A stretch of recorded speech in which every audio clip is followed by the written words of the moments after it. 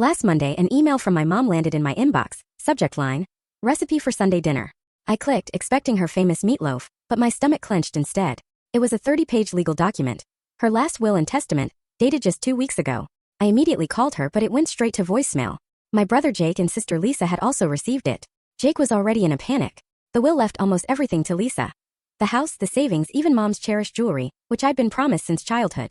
Jake and I were each getting a mere $5,000. Lisa was set to inherit nearly $400,000 worth of assets. I felt a wave of nausea. Lisa had always been mom's favorite, but this was a cruel blow. She lived 3 states away, calling maybe once a month while Jake and I were there every weekend, helping with groceries and doctor appointments.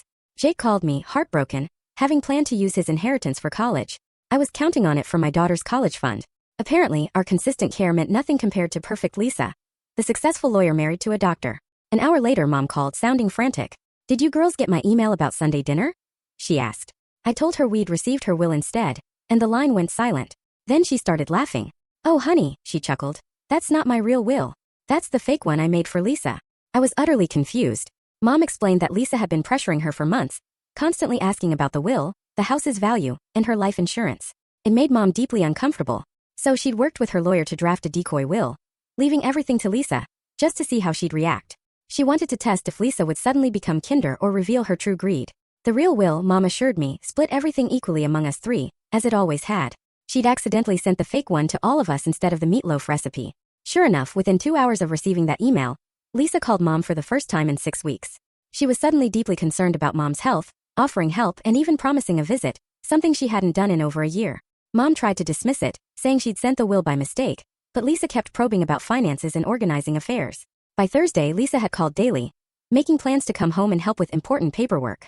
That weekend, Lisa arrived with flowers and Mom's favorite cookies, acting overtly sweet and helpful, doing dishes and offering rides.